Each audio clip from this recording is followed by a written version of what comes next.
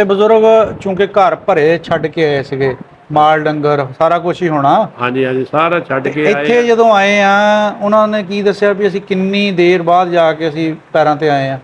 ਬਹੁਤ ਟਾਈਮ ਲੱਗਾ, ਬਹੁਤ ਕਸ਼ਟ ਕੀਤਾ, ਉਸ ਤੋਂ ਬਾਅਦ ਬਹੁਤ ਟਾਈਮ ਲੱਗਾ। ਯਾਨੀ ਕਿ ਸ਼ਹਿਰ ਕੋਈ ਸ਼ਹਿਰ ਨਹੀਂ ਸੀ ਹੈਗੀ, ਖਾਲੀ ਆਪਣੀ ਜਾਨ ਬਚਾ ਕੇ ਆਏ ਸੀਗੇ ਗੱਡਿਆਂ ਤੇ ਇਹ ਉਹ ਇਸ ਤਰ੍ਹਾਂ, ਲੇਕਿਨ ਉਹਨਾਂ ਕੋਈ ਸ਼ਹਿਰ ਕੋਈ ਨਹੀਂ ਸੀ ਹੈਗੀ। ਮਿਹਨਤਾਂ ਕੀਤੀਆਂ ਬਹੁਤ ਜ਼ਿਆਦਾ, ਬੜੀਆਂ ਤਕਲੀਫਾਂ ਕੱਟੀਆਂ, ਉਸ ਦੇ ਬਾਵਜੂਦ ਅਲਹਮਦੁਲਿਲਾ ਹੁਣ ਠੀਕ ਆ। ਕੋਈ ਐਸੀ ਗੱਲ ਜਿਹੜੀ ਉਹ ਅਕਸਰ ਸੁਣਾਉਂਦੇ ਹੁਣ ਤੁਹਾਨੂੰ? ਬਸ ਇਹ ਸੀ, ਕਹਿੰਦੇ ਉਹ ਜਿਹੜਾ ਨਾ ਸਾਨੂੰ ਪਿੰਡ ਭੁੱਲਦਾ ਨਹੀਂ ਹੈਗਾ। ਪਿੰਡ ਨਹੀਂ ਭੁੱਲਦਾ? ਪਿੰਡ ਨਹੀਂ ਭੁੱਲਦਾ, ਅਜੇ ਬਜ਼ੁਰਗ ਹੀ ਕਹਿੰਦੇ ਸਾਨੂੰ ਪਿੰਡ ਨਹੀਂ ਭੁੱਲਦਾ। ਬੜਾ ਅੱਛਾ ਪਿੰਡ ਸੀ, ਬੜਾ ਅੱਛਾ ਰਿਹਾ ਸੀ, ਸਾਡੇ ਮਤਲਬ ਕਾਰੋਬਾਰ ਵੀ ਉੱਥੇ ਠੀਕ ਸੀਗੇ। ਲੇਕਿਨ ਕੀ ਕਾਰੋਬਾਰ ਸੀ ਆਪਣਾ? ਉੱਥੇ ਸਾਡੇ ਬਜ਼ੁਰਗ ਸੀਗੇ, ਬੈਂਕ 'ਚ ਇੱਥੇ ਆਣ ਕੇ ਲੱਗੇ ਸੀਗੇ ਪਹਿਲੇ, ਇੰਡੀਆ ਪਾਕਿਸਤਾਨ ਦੇ ਜਿਹੜੇ ਇਹ ਹੋਇਆ ਉਸ ਤੋਂ ਪਹਿਲੇ ਬੈਂਕ ਮੁਲਾਜ਼ਮ ਸੀਗੇ? ਹਾਂਜੀ, ਬੈਂਕ ਮੁਲਾਜ਼ਮ, ਪੜ੍ਹੇ ਲਿਖੇ ਲੋਕ? ਪੜ੍ਹੇ ਲਿਖੇ ਲੋਕ ਸੀਗੇ। ਤੇ ਸਾਡੇ ਮੇਰੇ ਚਾਚੇ ਦੋਨੇ ਉਹ ਵੀ ਪੜ੍ਹੇ ਲਿਖੇ ਸੀਗੇ, ਇਸ ਕਰਕੇ ਉਦੋਂ ਤਾਂ ਜੀ ਬੈਂਕ ਮੁਲਾਜ਼ਮ ਜਿਹੜਾ ਬੰਦਾ ਸੀ ਉਹਦਾ ਬੜਾ ਇੱਕ ਨਾਂ ਗਿਣਿਆ ਜਾਂਦਾ ਸੀ ਜੀ। ਉਹਦਾ ਨਾਂ ਦੇ ਨਾਲ ਉਹਦੀ ਹੱਲ ਬਣ ਜਾਂਦੀ ਸੀ ਕਿ ਫਲਾਂ ਬੈਂਕ ਵਾਲਾ। ਇਹ ਸਾਡਾ ਇੱਕ ਉਹ ਜਿੱਦਾਂ ਇਦਾਂ ਸੀ ਵੀ ਬੈਂਕ ਇਹਦਾ ਹੀ ਆ। ਚਾਚਾ ਇੱਕ ਡਰਾਈਵਰ ਸੀਗਾ, ਉਸ ਟਾਈਮ ਡਰਾਈਵਰ ਵੀ ਨਹੀਂ ਲੱਭਦੇ ਹੁੰਦੇ ਸੀਗੇ।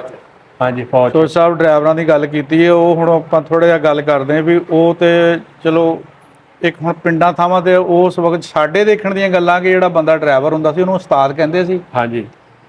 ਤੇ ਡਰਾਈਵਰ ਲਈ ਜਦੋਂ ਕਿਤੇ ਥ੍ਰੈਸ਼ਰਾਂ ਲੱਗਣੀਆਂ, ਉਹ ਗਾਲੇ ਵਾਲੀਆਂ ਮਸ਼ੀਨਾਂ ਹੁੰਦੀਆਂ ਸੀਗੀਆਂ, ਤੇ ਸਰਕਾਰ ਉਹਦੇ ਲਈ ਮੰਜਾ ਬਿਸਤਰਾ ਤੇ ਪੈਂਤਾ 'ਚ ਰੱਖਣ ਲਈ ਚਾਦਰ ਜਾਂਦੀ ਹੁੰਦੀ ਸੀ ਵੀ ਉਸਤਾਦ ਨੂੰ ਇੱਥੇ ਪਾਣਾ।